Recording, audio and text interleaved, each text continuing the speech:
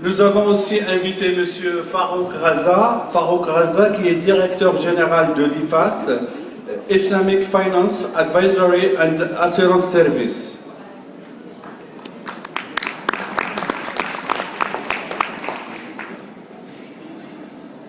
Pour vous parler des soukouks et du potentiel des soukouks au Maroc, nous avons invité M. Hicham Talbi, qui est chef du service du crédit immobilier industriel à la direction du Trésor et des finances extérieures. Donc, ce panel est animé par M.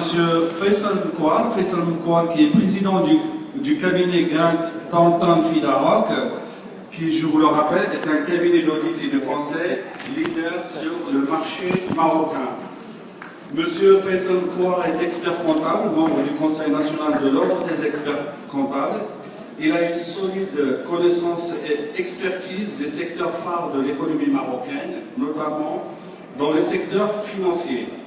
Il participe activement dans le développement des missions à l'étranger et notamment en Afrique. Monsieur Faisal Mkwa, à vous la parole. Bonjour mesdames et messieurs. Je suis particulièrement ravi d'accompagner ces journées de l'assurance à Casablanca, 3e édition. J'ai bien écouté au début de cette matinée, donc c'était la 3e édition. Donc je souhaite plein succès à ces journées d'assurance et longue vie à l'assurance. Je remercie particulièrement aussi toute l'organisation ainsi que le comité d'organisation qui a déployé beaucoup d'efforts pour réussir ces 2 journées. Alors cet après-midi, on poursuit ces journées d'études avec un produit d'actualité, un produit nouveau, pour le Maroc bien sûr, mais sur le plan international. On verra tout à l'heure avec nos 3 panélistes qu'il ne s'agit pas de quelque chose de nouveau, puisque ça existe depuis un certain nombre d'années dans certains pays, et qui ça a connu, je dirais, Takafoul a connu un grand essor et un engouement important sur le plan international. Bien sûr, ceci s'inscrit dans l'innovation, dans les nouveaux produits. Et puis, bien entendu, on peut se poser la question, est-ce que ça peut constituer un véritable levier de croissance pour l'assurance au sens large au Maroc? Est-ce que ça va venir en création de nouvelles parts de marché, ou ça va venir, je dirais, grignoter un petit peu sur les parts de marché existantes au niveau des campagnes, enfin au niveau du chiffre d'affaires global du secteur d'assurance.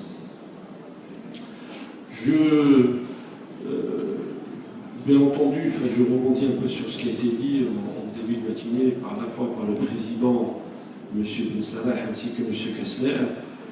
L'assurance Takafoul constitue une véritable évolution, dans le design des produits d'assurance et qui suit, je dirais, une demande spécifique par rapport à l'évolution du marché.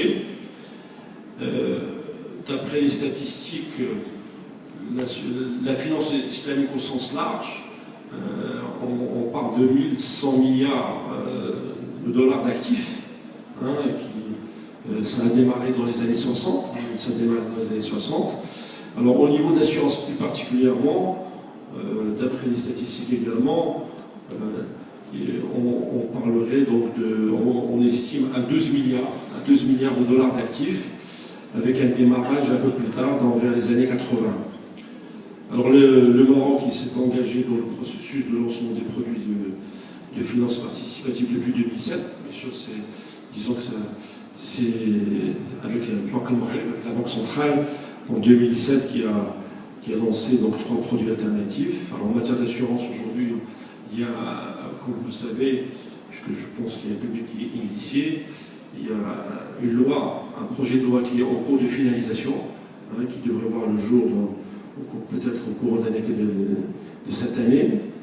Bien entendu, les nombreux opérateurs dans le secteur se posent la question encore sur le mode de fonctionnement de ce produit, son business model, quel est vraiment le business model auquel il faudra mettre en place. Alors on parle aussi que ça, disons, la loi dans la phase de lancement parle de lancer Takaful, je dirais, on commence avec le Takaful des personnes. Hein. On évoque également aussi le lancement de produits qui vont permettre d'assurer les prêts octroyés par les banques, hein, par les banques alternatives. Voilà, je dirais tout ceci va être développé par mes panélistes, hein, ici présents. Alors rapidement, sachant que vous avez reçu une biographie et un parcours complet de l'ensemble des experts qui vont nous accompagner, pour développer Takaful. Alors je commencerai par un ordre, je dirais, des intervenants. Donc c'est Mohamed Boulif, hein, qui est à ma gauche, hein, qui est managing partner de l'Emali Consulting Group. Son parcours, il est diplômé d'économie appliquée et il s'est spécialisé très tôt dans la finance islamique. Alors aujourd'hui, il cumule donc à la fois une activité de conseil et aussi il est enseignant auprès d'universités prestigieuses et des écoles dont je dirais, dans la matière qui nous intéresse aujourd'hui. Ensuite, alors la présentation va être poursuivie par Mohamed Farouk Raza, hein, qui est directeur général d'IFAS Group. Hein, on a aperçu sur son parcours, il est à la fois il est diplômé donc, en stratégie et gestion, il a un MBA en stratégie et gestion, il est l'un des éléments clés de lancement et de développement des premières institutions financières islamiques en Europe. Depuis la création en 2017 de l'IFAS, il a mené plusieurs projets de grande ampleur à travers l'Europe, l'Afrique, le Moyen-Orient et l'Amérique. Il est membre de Chartered Institute of Marketing du Royaume-Uni et du comité business économique du Muslim Council européen et du réseau Mosaïque du Prince Trust. Et enfin, donc le troisième panéliste, c'est Hicham Talbi, qui opère au niveau du ministère des Finances. Il est ingénieur en économie rurale, mais il s'est spécialisé dans le financement, dans la mise en place d'instruments de financement et de l'entreprise, titrisation, des governments, et notamment aussi le Sukuk, qui nous intéressera du sujet, qui va développer avec nous donc, cet après-midi. Alors, on commence.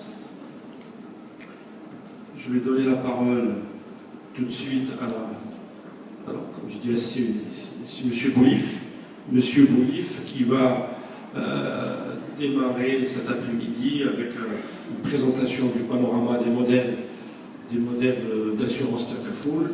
Hein, bien entendu, malgré que c'est un public d'initiés, mais il va falloir démystifier un peu, définir en quoi consiste Takaful, les modèles de Takaful d'assurance, les principes, les fondements, etc. Je vous donne la parole. Merci.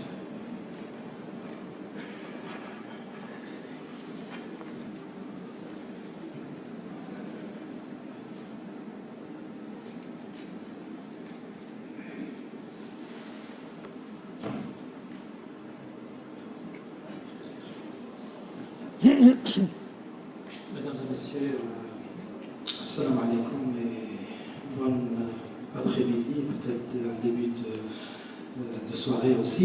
Donc, merci pour les organisateurs pour leur invitation à participer à cette importante rencontre aujourd'hui à Casablanca sur l'assurance au Maroc, mais au-delà, puisque nous avons bien sûr aussi focalisé plus sur l'Afrique avec des participants européens aussi. Alors voilà, il m'a été proposé d'aujourd'hui de vous parler de Takaful avec mes autres collègues et surtout Farouk qui va parler plus de l'aspect aujourd'hui des marchés. Je vais essayer en quelques minutes de parler des modes opératoires des sociétés d'assurance Takaful telles qu'elles existent disponibles aujourd'hui. Mais avant ça, il m'a aussi été demandé de rapidement vous parler des principes de cette assurance Takaful. Alors, nous nous positionnons bien sûr aujourd'hui dans les services financiers islamiques qui ont été développés, on l'a rappelé, dans le milieu des années 60, mais plus précisément au milieu des années 70, dans la phase, disons, contemporaine de la finance islamique. Et avec le secteur de la banque islamique, banque participative ici au Maroc, et puis le marché des capitaux. Alors nous nous focalisons sur l'aspect de cette assurance islamique.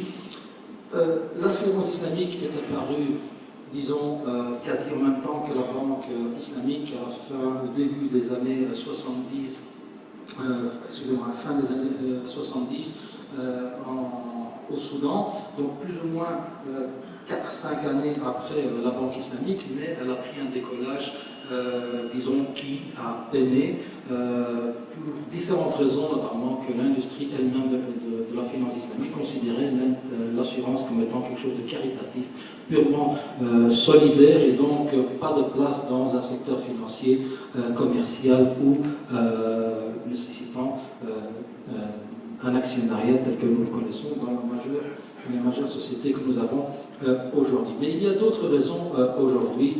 Nous avons énormément parlé ce matin, notamment du taux de pénétration dans les pays ici au Maroc, les pays émergents et les pays de la zone. Et donc on peut constater que le taux de pénétration effectivement est relativement bas pour certains pays comparativement aux pays occidentaux, même si le Maroc aujourd'hui, on l'a rappelé ce matin, se classe dans une place très honorable et parmi les premiers pays de la zone MENA, si pas le premier, et en Afrique, on l'a rappelé, le deuxième après l'Afrique du Sud. Alors, s'il y a une raison au niveau du développement de ce retard au niveau dans cette taux de pénétration pour les pays en développement, donc raison économique des pays émergents et des pays en développement, il y a une autre raison en ce qui concerne les pays musulmans, c'est que effectivement on a longtemps considéré l'assurance comme étant un tabou et que c'était quelque chose qui n'était pas possible pour les musulmans jusqu'au moment où, plus récemment, donc au milieu des années 70, cette industrie de la finance islamique a commencé à émerger, et donc le volet de l'assurance aussi questionné par les praticiens de l'industrie de l'assurance. Et c'est ainsi qu'on s'est alors rappelé qu'il y avait, je parle vraiment dans sa phase contemporaine d'application, il y a bien sûr eu des réflexions sur l'assurance bien avant les années 70 et d'ailleurs même à plusieurs siècles d'ici. Mais disons que dans la phase contemporaine, on a rappelé aux musulmans que l'assurance n'était pas du tout quelque chose qui était prohibé, mais au contraire quelque chose qui était conseillé. Et il y a une série de citations, soit dans le Coran au niveau du ta'awun, de la solidarité, ou bien au niveau de la précaution à prendre. Et vous avez là un célèbre hadith qui nous rappelle cela. Donc le prophète nous rappelle qu'il faut d'abord poser l'acte de précaution et puis s'en remettre à Dieu plutôt que de laisser faire les choses. Donc on a là des fondements au niveau de l'islam même, et puis il a fallu attendre 1985 pour avoir une position, disons, assez tranchée du Majma' al-Fiqh, du Conseil du fiqh islamique qui est à Jeddah, qui est un peu l'organe de référence au niveau des fatwas au niveau du monde musulman, pour dire trois choses. Pour dire, que l'assurance commerciale telle qu'elle est pratiquée aujourd'hui par les sociétés d'assurance était quelque chose effectivement qui était prohibé, mais que l'assurance étant quelque chose d'intéressant ou d'utile pour l'être humain et pour les sociétés, et donc il fallait développer une alternative, et que cette alternative devait prendre une forme qui se rapprocherait du système coopératif, et c'est ainsi qu'on a vu naître un système basé sur ces principes. Alors quand on reprend plus généralement les principes de la finance islamique que vous voyez là, je ne vais pas les reprendre tous, beaucoup d'entre vous les ont déjà souvent parcourus, je veux simplement me focaliser sur ces principes de la finance islamique qui posent un problème au niveau de l'assurance, pour nous parler, puisque c'est notre sujet d'aujourd'hui. Et là on voit effectivement qu'il y a la problématique de l'incertitude du maïsir qui est considéré comme les contrats d'assurance conventionnelle comme étant considérés comme étant spéculatifs, et le fait que les risques étant transférés à l'opérateur, donc la société d'assurance, on pense aussi, en tout cas on parle de spéculation et de conflit entre la société d'assurance et l'opérateur assurance et le client, l'un essayant de maximiser son profit, et l'autre bien sûr essayer de tirer chacun essayant de tirer le maximum de sa position, et la société d'assurance étant bien sûr plus puissante que chacun des individus ou des particuliers ou sociétés, on pense qu'il y a là une position dominante qui crée un caractère aussi spéculatif. L'ambiguïté ou le radar dans les contrats, c'est inhérent au contrat conventionnel, mais on va voir que ce radar, c'est cet aspect-là qui vraiment va déboucher vers une solution que l'on appelle Tzakafoul, c'est que nous avons un contrat qui est essentiellement en assurance conventionnelle un contrat de vente, puisqu'on vend une police contre une prime, alors qu'en islam, ces contrats-là, les contrats de vente, sont régis par une série de conditions, et ces conditions-là ne sont pas remplies par le contrat, par la police d'assurance contre une prime, et donc il faudra agir sur cet aspect-là pour lever cette incertitude et le radar par un contrat que nous allons voir.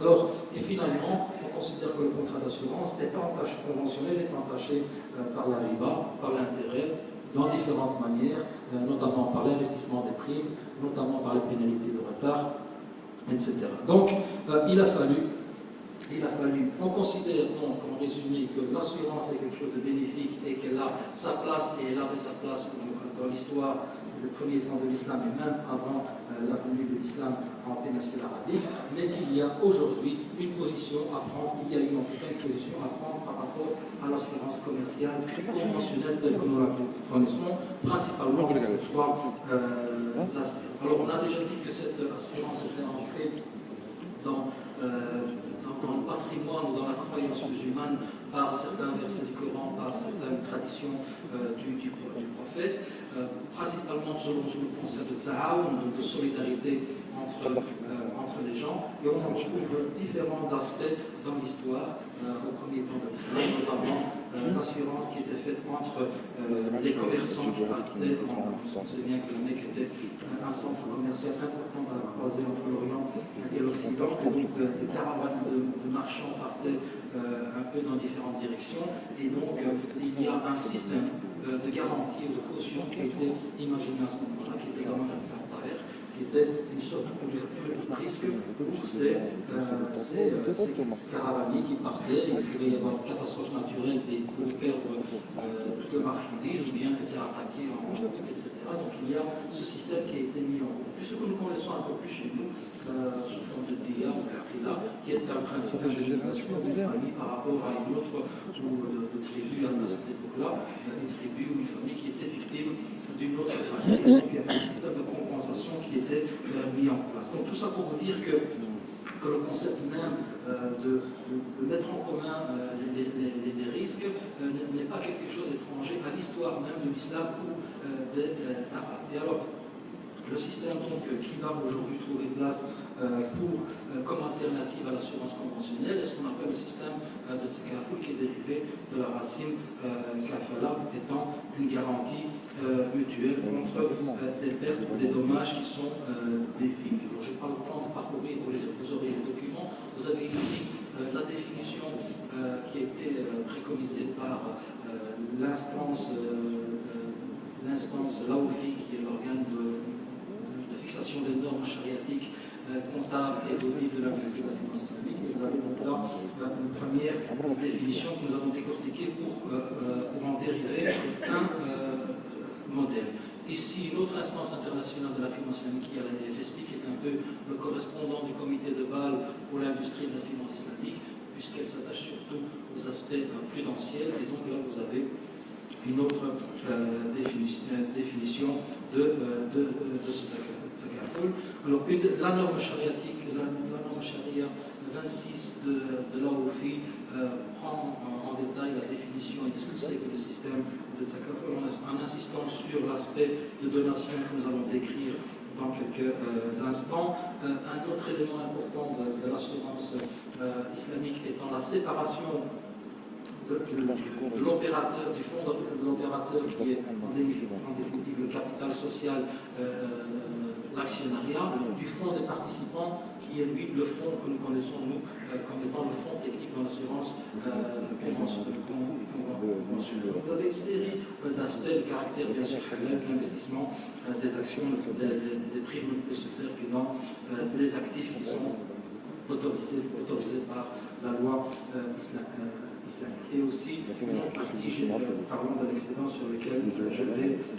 Alors, l'astuce, si je peux dire, qui a été trouvée dans le droit musulman, pouvoir dire on a besoin de l'assurance parce que c'est quelque chose qui existait déjà au premier temps de l'islam et chez les Arabes, et c'est quelque chose dont nous ne pouvons pas, bien sûr, faire fi de l'assurance aujourd'hui dans notre période contemporaine avec tous les risques à couvrir. Eh bien, il s'agit simplement, il y a eu pas mal de gymnastique pour arriver à cela, et encore aujourd'hui, avec pas mal encore de discussions à ce sujet-là, c'est de revenir sur le contrat conventionnel, dire que le contrat conventionnel est considéré comme inacceptable en droit musulman parce que c'est un contrat de vente d'une police contre une prime. Cela n'étant pas acceptable en islam, en tout cas, ce contrat-là ne remplit pas les conditions en islam d'un contrat de vente, puisqu'il y a beaucoup d'éléments qui sont entachés d'incertitude par rapport au prix, par rapport à ce qui va être livré, par rapport à ce prix qui est la prime, puisque l'élément aura une occurrence dans l'avenir, nous ne pouvons pas le fixer avec précision. Eh bien, on va lever cette incertitude en introduisant un contrat qui est un contrat connu dans le droit musulman, qui est le contrat de tzabaro, un contrat de donation qui n'est plus régi par le droit, par la réglementation, le droit musulman sur les contrats bilatéraux et les contrats unilatéraux. Et à ce moment-là, le halal peut être introduit puisque c'est un contrat unilatéral et on lève de fait cette problématique par rapport à cette incertitude quant au contrat commercial que nous connaissons. Alors, ce que vous devez principalement retenir, si je devais vous conseiller aujourd'hui d'être principalement attentif à un aspect particulier de l'assurance Takafoul, c'est que son mécanisme de fonctionnement repose principalement, en dehors du contrat que je viens d'expliquer, mais qui est une conséquence, à la séparation du risque. À savoir, si dans la société, la pratique que vous avez dans vos sociétés d'assurance aujourd'hui, à laquelle nous souscrivons tous, c'est que le risque est transféré, les primes qui sont collectées auprès des clients, individus ou corporels du même État, eh bien ces primes, au lieu d'être considérées comme des revenus pour la société et appartenant définitivement à la société desquelles on va soustraire les primes pour indemniser les clients, eh bien on va séparer cette égalité, on va avoir un opérateur qui ne sera que le gestionnaire de ces primes. Et ces primes vont être versées dans un fonds qui va appartenir aux assurés, ce qu'on appellera des participants, on ne les appellera plus vraiment dans le jargon comme étant des assurés, mais des participants à un fonds solidaire dans lequel on va verser toutes les primes qui sont collectées, et c'est de ce fonds que nous allons payer les indemnités. Donc on va avoir comme conséquence soit un déficit ou un surplus dans ce fonds, et ce déficit ou ce surplus appartient aux déposants. On est un peu dans le système, aux assureurs, aux participants, on est un peu dans le système de coopératif ou mutualiste. Et donc le risque, au lieu de rester auprès de la société d'assurance, est transféré vers ce fonds, et ce sont les participants qui participent et qui supportent tout le risque de l'opération technique et plus la société d'assurance. Donc on parle d'une relation qui était entre une société d'assurance et des assurés à une relation entre un opérateur qui n'est chargé que de gérer les primes et d'un groupe de participants qui sont, entre guillemets, les preneurs d'assurance. Et donc, nous avons une relation contractuelle entre opérateurs et participants, mais aussi nous créons une nouvelle relation qui est une relation entre les participants, puisque tout sinistre a un impact directement sur le participant qui fait partie du même fonds, et donc cette relation est nouvelle. Donc on ne parle plus de relation assureur-assuré, mais entre un opérateur et des participants qui s'auto-assurent mutuellement. Alors le rôle de la société d'opérateur d'assurance ici sera, l'opérateur Takafoul sera un de gérer les souscriptions sans doute comme une société d'assurance classique et le paiement des sinistres, et d'un autre côté la gestion du portefeuille d'investissement, principalement dans les contrats d'assurance vie.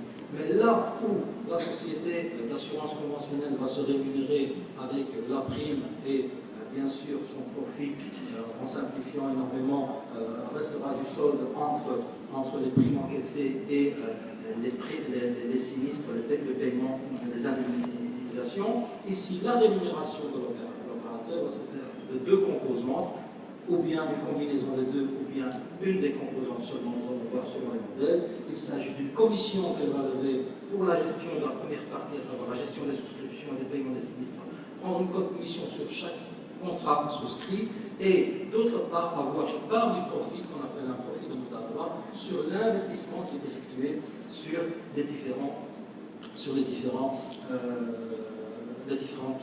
primes. Alors schématiquement, nous avons une société qui est constituée comme nos sociétés anonymes. Il y a différents modèles, il y a des modèles coopératifs aussi, mais je vous parle du modèle aujourd'hui le plus largement utilisé dans le monde musulman ou même en dehors du monde musulman, à savoir ce qu'on appelle un opérateur qui se crée sous forme de société anonyme avec des actionnaires, qui va lui-même mettre en place un système d'assurance tel que nous le connaissons, avec les différents produits quasi exactement, qu'on retrouve aujourd'hui quasi tous les produits possibles dans le monde conventionnel, bien sûr, à quelques exceptions près, dans les contrats, par rapport au suicide, par rapport à une série de choses, mais disons que fondamentalement, on assure aujourd'hui les mêmes risques. Et nous avons les participants qui font une donation sous forme de primes, et qui sont appelées des contributions, qui sont calculées quasi de la même manière. Si c'est l'assurance vie, on étudiera les tables de mortalité, les échelles de risque, etc. Tout ça va être utilisé quasi de la même manière. C'est la relation qui va changer. Donc ces participants vont faire une donation à un fonds qui n'appartiendra pas à la société d'assurance, mais qui appartiendra aux participants. Et l'opérateur va donc prendre une commission sur la gestion des sinistres, la souscription et la gestion des sinistres, et une commission sur l'investissement, ce que nous allons voir rapidement dans les différents modèles qui existent. Alors aujourd'hui, il existe différents modèles opératoires, monde opératoire pour les sociétés d'assurance islamiques que nous allons parcourir, mais disons que ce sont les deux premiers qui sont les principalement utilisés. Le dernier, le modèle WAF, peut-être étant celui le plus proche de des finalités de l'islam et de la solidarité, mais qui est un nouveau modèle qui est aujourd'hui quasi opérationnel que dans des pays comme le Pakistan et un peu au Soudan, le Soudan se distinguant principalement par des sociétés coopératives. Alors, le modèle le plus ancien est un modèle de ce qu'on appelle le Moudaraba. Alors, Moudaraba, en arabe, pour ceux qui ne connaissent pas, en tout cas dans sa mise en œuvre au niveau de la finance, c'est la mise en commun du capital et du travail. Donc, une partie qui met le capital à disposition d'une autre partie qui va le fructifier, et ensemble, on va partager le fruit de cet investissement. Et donc, nous avons deux modèles qui ont été dérivés. C'est notamment le modèle de base qui fait fonctionner la banque islamique ou banque participative aujourd'hui. Eh bien, on va reprendre ce même modèle pour l'utiliser au niveau de l'assurance islamique. Et dans ce système, nous allons avoir deux modèles. Je vais, par manque de temps, je vais passer directement en vous l'expliquant par un cas concret, à savoir que des participants vont verser des primes, ce qu'on appelle contribution en finance islamique, à l'opérateur qui se sera constitué sous forme de société, lequel opérateur va investir les primes et va en tirer sur base d'un ratio de partage sur le profit réalisé par ces primes, selon le contrat de Moudaraba, les pertes étant toujours supportées par celui qui apporte le capital, l'autre partie perdant le fruit de son travail. Donc ici, en cas de profit, il y aura un partage, comme dans l'exemple ici, 30%, 70%. Donc une partie du revenu va venir s'ajouter aux primes ou contributions versées par les participants, et l'autre partie venant rémunérer l'opérateur Zakatoul, donc les 30% étant la rémunération de l'opérateur Zakatoul qui va lui permettre de couvrir ses frais, plus bien évidemment en tirer un profit pour les actionnaires. Le montant restant, à savoir les primes collectées plus les profits vont servir à payer les sinistres, plus les réserves, la réassurance, etc., pour former un excédent qui en conventionnel reviendrait à la société d'assurance, puisqu'elle assume les risques, ou elle assume les risques. Ici, ceux qui assument les risques sont les participants, et donc tout excédent va être redistribué aux participants. Alors, on a constaté que ce modèle était un modèle qui ne permettait pas d'être finalement opérationnel, puisque c'est quelques pourcents de participation au profit, surtout que cela n'est possible principalement que dans le secteur de l'assurance vie ou familiale et moins dans le secteur des dommages. Donc, nos amis en Malaisie ont imaginé un modèle qui serait un modèle qu'on appelle modifié, qui permettrait à la société de générer un profit supplémentaire. Alors comment? Simplement en partageant aussi l'excédent avec les participants. Donc, dans le premier cas, les participants prenaient l'entièreté de l'excédent. Dans ce cas de modèle modifié, les participants vont partager cet excédent avec l'opérateur. Alors ça, sur base d'un contrat de modèle en droit musulman, c'est pas valable, et donc c'est un modèle qui n'existe qu'en Malaisie. Les autres théologiens dans le reste du monde musulman considèrent que c'est un modèle qui n'est pas acceptable, puisqu'on ne partage pas un profit qui est la base du contrat de modèle on partage un excédent, puisque les primes étant de 1 million et l'excédent étant de 400, ça veut dire qu'on n'a pas de profit, on est plutôt en situation de perte et donc on n'est plus dans un contrat de modèle. Donc c'est un contrat qui n'est pas valide en dehors de l'Asie du Sud-Est. Alors le deuxième contrat qui est plus récent et qui a été imaginé, c'est sur la base qui est un modèle de Wakala, qui lui, l'opérateur est finalement un agent qui va gérer les primes, qui va gérer les souscriptions, les sinistres et les investissements, mais il ne va se rémunérer finalement qu'à partir de sa commission d'agent. Sur chaque prime, il va prélever une commission qui, en fonction des pays, selon les réglementations, va être fixée normalement par le régulateur, qui va fixer un plafond à cette commission qui est prise upfront, qui est donc dès le départ. Le processus par après, ici, il n'y a pas de participation au profit de l'opérateur, donc les contributions les profits de l'investissement des contributions vont bénéficier aux participants, desquels on va soustraire les sinistres, et l'excédent, comme dans le premier cas, l'excédent va revenir aux participants. Alors, à nouveau, nous venant de Malaisie, on a considéré que effectivement la société risquait d'être short, d'être court au niveau de sa rentabilité, et on a imaginé un nouveau modèle qui est un Wakala modifié, qui effectivement de nouveau autorise l'opérateur à partager l'excédent technique qui normalement revient uniquement aux participants. Alors ça, c'est un modèle qui est aussi contesté. Alors, pour conclure, l'avant-dernier modèle et qui est aujourd'hui le plus en vogue et qui est le plus souvent utilisé, c'est une combinaison des deux modèles, à savoir l'opérateur va d'un côté se rémunérer upfront en commission d'agent en tant qu'agent sur sa gestion par rapport aux souscriptions et aux sinistres, et va aussi être autorisé à avoir un profit de participation sur les bénéfices de sa gestion sur des primes ou des contributions par l'opérateur, et donc après avoir eu une commission upfront plus un bénéfice sur les investissements, le fonds lui, le fonds des participants, prend en charge bien sûr les sinistres, les réserves, la réassurance comme on appelle, etc., pour avoir finalement un excédent qui lui revient aux participants. Alors il y a une petite différence en cas de dommage, où en cas d'assurance vie, on va créer un compte personnel qui va être un produit géré comme un produit en unité de compte, tandis que dans l'assurance générale, tout excédent va avoir ces trois possibilités comme ça, soit un rabais en faveur du participant lors de la renouvellement de la prime, de la police, soit maintenu dans le fonds de sa soit redistribué aux participants ou toute œuvre caritative selon les stipulations dans la police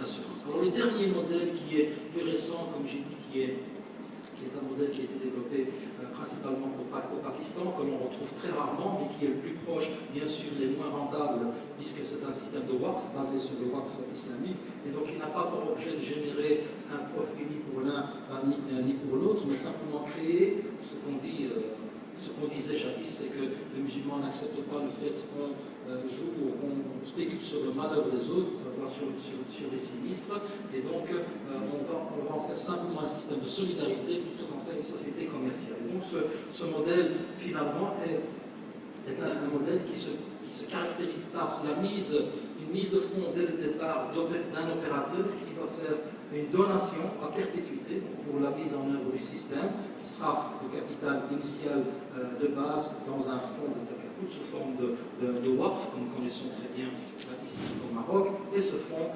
va servir bien sûr à payer les sinistres, mais dans ces cas-ci, les revenus, tous les excédents vont être réinjectés dans le waqf, et donc théoriquement les participants ont le droit, ne peuvent pas espérer un profit de l'opération, mais simplement être indemnisés par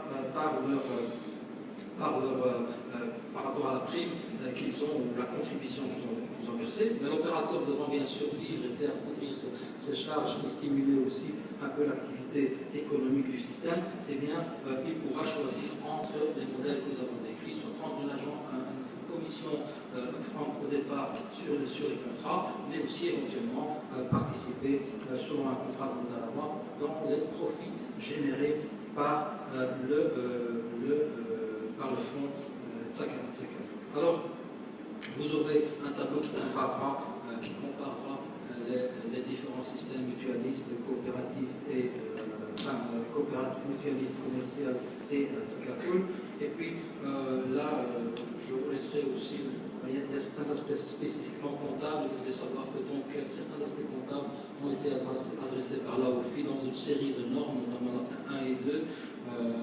La norme 12 qui nous parle de la présentation donc, des états financiers des sociétés d'assurance islamiques, donc avec certaines spécificités par rapport aux sociétés d'assurance, et notamment le fait de devoir d'avoir une présentation séparée des fonds sociaux, donc le capital de la société, et le fonds technique qui appartient légalement aux assurés. La norme 13, par contre, traite de la distribution, de la répartition.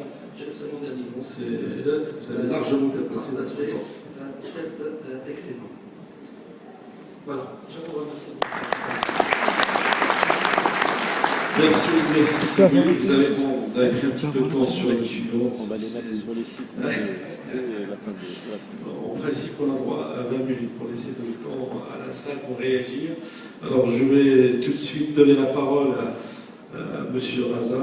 Et on laissera, je dirais, le temps aux questions-réponses à la fin des 3 présentations. Alors, si Raza va bien entendu poursuivre sur Zakaful, en essayant d'apporter un éclairage sur les attentes du marché au Maroc.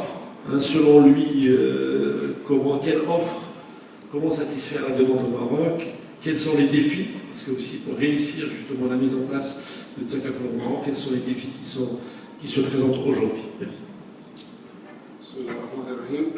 Assalamu alaikum. Et bonjour, voire bonsoir. Merci M. Boulif et merci M. Faisal aussi. Je vais faire ça à l'anglaise. D'accord? Okay. Alors, malgré que je dois remercier les organisateurs pour me donner la chance en fait d'échapper au froid londonien et de profiter de la chaleur marocaine pour toujours, mais quand même je suis aussi conscient qu'on est vers la fin de la journée, donc on va aller vite fait. Juste un petit mot sur IFAS. Nous sommes le cabinet de conseil dédié à la finance islamique, alors actuellement présent en 3 pays, l'Angleterre qui est notre origine, aussi la France et Bahreïn, et d'autres bureaux sont prévus dans l'avenir. Alors nous, on a été amenés à travailler dans presque tous les secteurs de la finance islamique, y compris le Zakaful. Alors on a eu la chance en fait de lancer la première société de Zakaful en Europe et aussi dans les autres régions du monde, y compris l'Afrique où on a travaillé en fait sur le pôle Stima. Alors il y a 12 ans en fait qu'on a travaillé dans un projet, on a travaillé, il y avait un volet sur le code CIMA pour donner des conseils, des recommandations en fait, pour adapter le code CIMA pour adresser les problématiques de DECAFOL. Donc, moi je vais prendre le volet de M. Goulif en faisant une récapitulation des défis techniques que nous voyons dans l'industrie de DECAFOL. Alors, tout d'abord, c'est le montage. D'accord? Alors, quand je dis montage, il y a plusieurs choses à voir. Alors, tout d'abord, il faut bien définir la relation entre le fonds de DECAFOL et l'opérateur de DECAFOL. Et pourquoi je dis que c'est important? Parce qu'il n'y a pas un transfert de risque qu'on fera d'une façon dans une assurance conventionnelle, mais il y a une mutualisation. Donc l'opérateur, il a un certain rôle à jouer dans le montage, mais il ne prend aucun risque en fait sur ses livres. Donc il faut bien définir ça. Et bien sûr, ça sera fait dans les documents constitutifs de l'opérateur, mais aussi du fonds de DECAFOL qu'il va établir. Et il y aura des documents juridiques qui vont avoir des clauses contractuelles en fait, pour bien ficeler tout ça. Il y a aussi une partie de cette, de cette relation qui sera définie dans le contrat actuel de DECAFOL ou la police d'assurance. Parce que les participants du fonds de DECAFOL sont aussi liés avec cette relation entre leur fonds et leur opérateur. Après, il y a un aspect important en fait, qui, M. Goulif, je pense, qui oppose le contrat qu'il n'a pas été capable d'adresser. Alors, c'est le problème c'est-à-dire c'est le cas où le fonds DECAFOL, il est en déficit. Alors, à ce moment-là, il y a une exigence réglementaire que l'opérateur, il est obligé de faire un Qard Hassan ou un prêt à taux zéro au fonds DECAFOL. Jusqu'à ce que le fonds DECAFOL en fait ne devient encore, qui sort de son déficit et qui commence à générer les profits. Et à ce moment-là, l'opérateur il aura le droit de récupérer son avance de fonds à taux zéro. Donc ça aussi, si le cas échéant, alors là aussi ça va créer des problématiques et il faut bien définir ça dans les documents constitutifs bien sûr et aussi dans le contrat de DECAFOL, c'est-à-dire la police d'assurance. Parce qu'il y aura la possibilité, d'un certain moment donné, alors le participant, il ne peut pas se bénéficier d'excédent parce que l'excédent est réservé pour l'opérateur pour retourner, pour rembourser son Qard Hassan. Après, il y a la relation entre l'opérateur et le participant. Alors ça aussi, c'est à définir, qui sera bien sûr traité dans le contrat de DECAFOL directement. Et à part ça, il y a aussi le volet de gestion ou de traitement de certaines choses. Alors, tout d'abord, le pool, le fonds de DECAFOL et les contributions qui seront payées. Alors, comment on va, comme M. Goulif l'a dit, les contributions sont calculées exactement d'une même façon actuarielle, qu'on calcule les primes, mais, alors, comme la nature de ce montant va être différente, du point de vue juridique, c'est une participation, c'est une contribution dans un certain fonds, donc il faut bien définir ça dans le contrat de DECAFOL. Il y a aussi la question de percevoir la commission ou la part de bénéfice ou les deux. Ça dépend du modèle qui M. Goulif a expliqué. Alors, c'est chaque fonds en fait qui doit établir. Alors, c'est dépendant de leur modèle, le mode opératoire. Après, il y a aussi la question de gestion du traitement d'excédents ou de résultats techniques. Donc, vous avez déjà vu, il y a déjà pas mal de choses qui sont à définir. Alors, qu'est-ce qu'on va faire exactement avec l'excédent s'il y en a? Alors, il faut bien définir ça aussi dans le contrat de DECAFOL. On ne peut pas laisser les choses au hasard, parce que dans la conformité charia, il n'y a pas de place pour l'ambiguïté ou le flou. D'accord? Donc, les documents juridiques sont très importants et il y a un travail important pour les juristes spécialisés dans les contrats de DECAFOL. Il y a aussi la question du placement. Alors, les contributions qui sont récoltées dans le fonds DECAFOL, alors, qu'est-ce qu'on fait avec? Alors, bien sûr, il faut payer les sinistres et il faut placer la liquidité. Alors, quand on place la liquidité dans le fonds DECAFOL, alors on trouve que l'univers d'investissement est très limité. Parce qu'il faut que les placements soient conformes à la charia. D'accord? Et aujourd'hui, on parle beaucoup de soukouk, et soukouk reste un produit qui est vraiment très cherché par les opérateurs de takaful, parce que ça c'est un bon placement, mais quand même, ça ne suffit pas. Donc il faut d'autres instruments financiers aussi. Il n'y a pas beaucoup malheureusement. Alors c'est vrai qu'il y a des placements simples avec les banques islamiques, etc. Mais ils ne sont pas vraiment soit très liquides ou soit très rentables. D'accord? Donc ça diminue beaucoup en fait la rentabilité des placements faits par l'opérateur de son fonds takaful. Et il y a aussi la question d'activité. Donc, comme le takaful doit être conforme à la charia, il y a certaines activités en fait, qui ne seront pas couvertes en fait. Par exemple, une société de takaful ne peut pas donner une couverture à, par exemple, à un vignoble ou ne peut pas assurer les locaux d'une banque conventionnelle. D'accord? Donc, il faut appliquer les secteurs, les filtres sectoriels. Donc voilà, ça c'est juste un petit clin d'œil sur les défis techniques qu'on va voir quand on établit une société de takaful. Et bien sûr, tout ça, il faut que ça passe dans la conformité sharia. D'accord? Donc il faut la conformité sharia et bien sûr, sans oublier la conformité réglementaire aussi. D'accord? Voilà, les challenges que nous avons, alors tout d'abord, il nous faut un cadre réglementaire qui est adapté. Et c'est-à-dire que la réglementation reconnaît le takaful comme type d'assurance. Il faut traiter aussi les aspects techniques, par exemple le montage, la gestion, les traitements, c'est-à-dire les choses qu'on vient d'aborder, les placements, etc. Il faut que ça soit bien traité dans la réglementation. Il y a aussi les aspects prudentiels, c'est-à-dire la solvabilité, etc. M. Boulif a fait mention à l'IFSB qui a fait des normes dessus, mais ces normes ne sont peut-être pas applicables dans les 100% du cas. Donc il y a certains pays en fait que la réglementation exige autre chose. Et bien sûr la conformité sharia qui doit aussi faire partie de la réglementation dédiée à takaful. Donc comment on va assurer que toute cette opération reste conforme à la sharia à toutes les étapes. Il y a aussi la question de formation. Comme c'est un sujet qui est assez nouveau, malgré que le concept de takaful existe depuis la naissance de l'islam, mais c'est la première fois en fait dans l'histoire que cette pratique de mutualisation de risque en fait est institutionnalisée. Donc c'est cet aspect d'institutionnalisation en fait qui crée ce problème et les gens ne comprennent pas bien et il faut bien les former. Et ça coûte de l'argent et ça prend du temps. Et mais ça reste un challenge. Il faut aussi l'éducation de clientèle. Alors quand on dit assurance auto, les gens ils comprennent exactement qu'est-ce que c'est. Mais quand vous dites assurance auto takaful, alors là, le client il va être un peu perdu. Donc il faut bien aussi une pédagogie pour la clientèle. Et ça demande d'efforts et de budget. Et aussi il y a un problème de rentabilité. Alors ça c'est un vrai challenge pour les sociétés de takaful pour cause de certaines choses. Alors déjà, le volume de business, c'est pas comme c'est nouveau. Alors, ils n'ont pas beaucoup de business pour l'instant.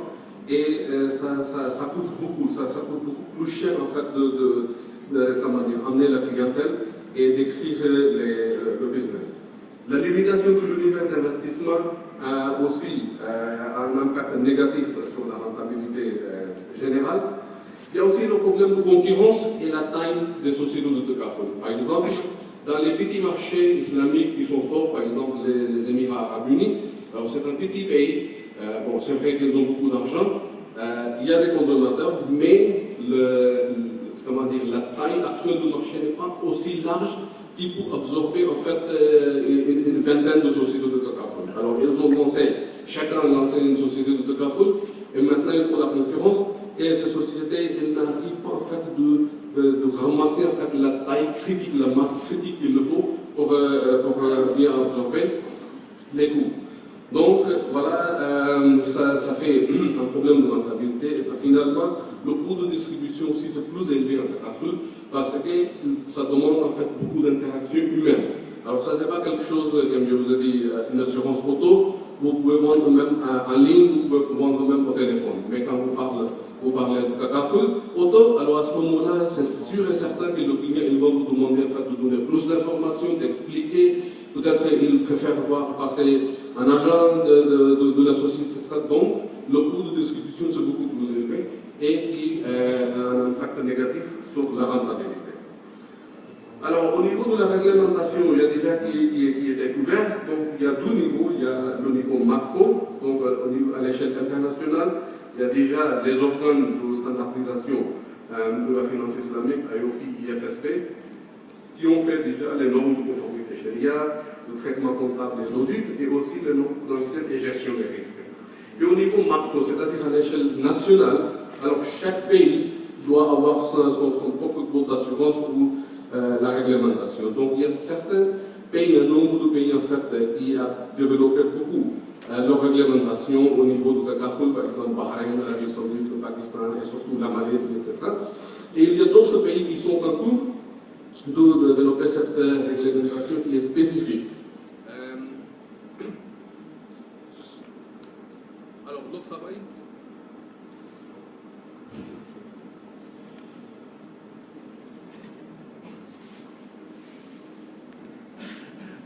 Au fond, s'il vous plaît.